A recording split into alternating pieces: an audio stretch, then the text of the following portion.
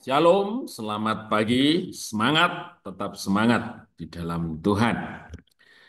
Bapak Ibu Saudara, pada pagi hari ini saya akan menyampaikan firman Tuhan dengan topik memberi diri.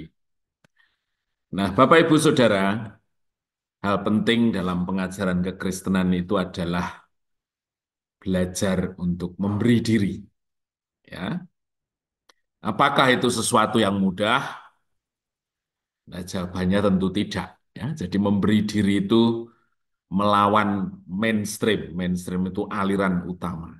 Arus zaman ini itu mendorong manusia untuk kepentingannya dirinya sendiri, untuk mengejar haknya, untuk menimbun. Nah, memberi diri itu tentu satu sikap hidup yang berlawanan dengan hal-hal itu.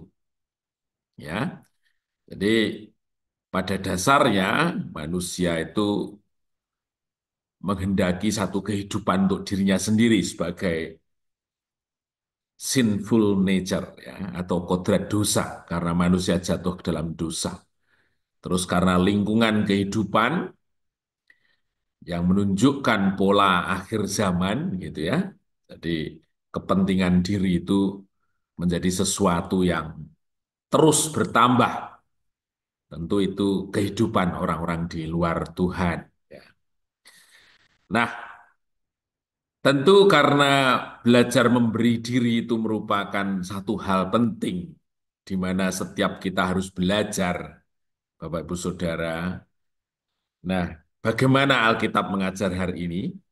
Jadi di 2 Korintus 8 ayat 1 sampai 5 itu tentang Paulus mengajarkan pelajaran memberi diri ini kepada jemaat di Korintus.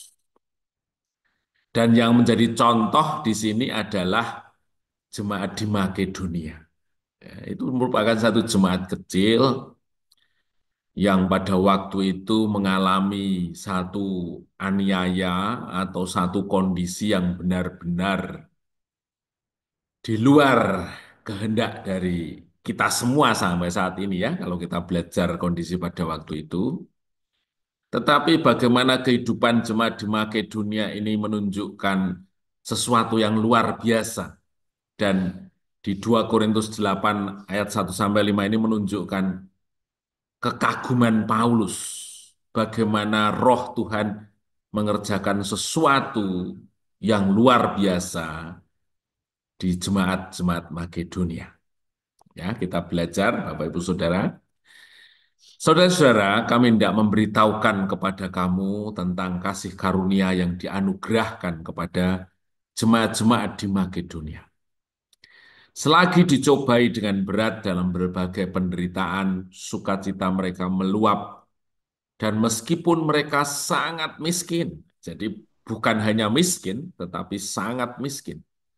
Namun mereka kaya dalam kemurahan. Aku bersaksi bahwa mereka telah memberikan menurut kemampuan mereka, bahkan melampaui kemampuan mereka. Dengan kerelaan sendiri, mereka meminta dan mendesak kepada kami supaya mereka juga beroleh kasih karunia untuk mengambil bagian dalam pelayanan kepada orang-orang kudus. Ayat 5, mereka memberi lebih banyak daripada yang kami harapkan. Mereka memberi diri mereka pertama-tama kepada Allah, kemudian oleh karena kehendak Allah juga kepada kami. Jadi yang saya garis bawahi adalah ini, yang huruf merah ini. Mereka memberi diri mereka pertama-tama kepada Allah, kemudian oleh karena kehendak Allah juga kepada kami.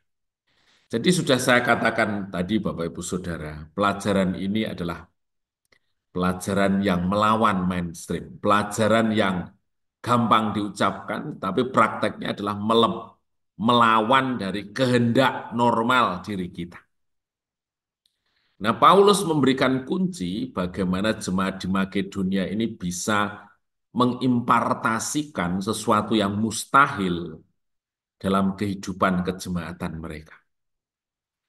Kuncinya ada dua di sini, Bapak Ibu Saudara. Jadi di situ dikatakan kemampuan jemaat di Makedonia untuk memberikan diri mereka itu pertama-tama kepada Allah.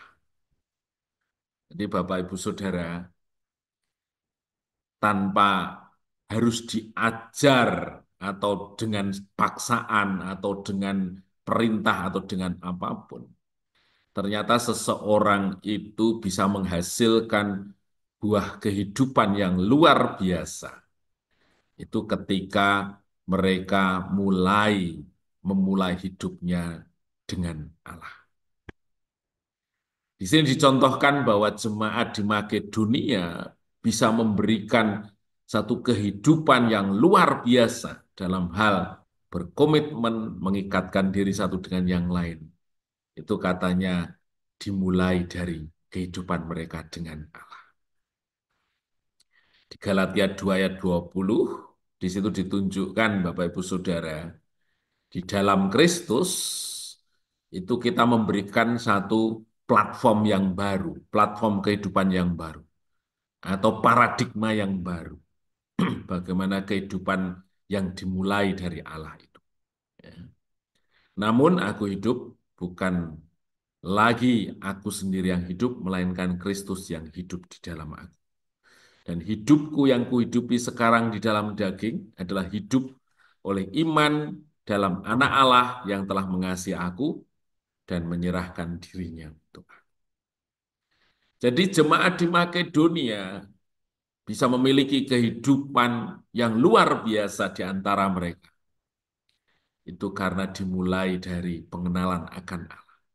Dimulai akan penyerahan diri mereka sepenuhnya kepada Allah. Ya.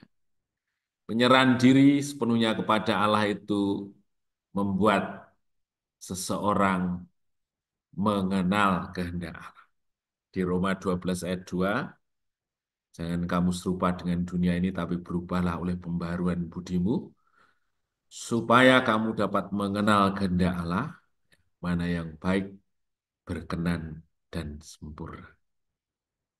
Jadi di sini diajarkan Bapak Ibu Saudara, kehidupan jemaat Tuhan itu sungguh menjadi luar biasa. Dimulai dengan paradigma yang baru, bahwa sungguhnya hidup kita semuanya adalah milik Allah. Allah yang kita sembah itu adalah satu. Allah yang kita sembah itu yang akan memberikan satu paradigma kehidupan yang baru bagi setiap orang yang mengikatkan dirinya kepada Dia. Ya. Nah, saudaraku, memang merupakan satu keindahan yang luar biasa, manakala dunia semakin menunjukkan bagaimana kehendak pribadi itu menjadi raja di dalam kehidupan orang-orang yang tinggal di dalamnya. Tetapi jemaat Tuhan justru saling menundukkan diri, saling berkomitmen, mengikatkan dirinya satu dengan yang lain.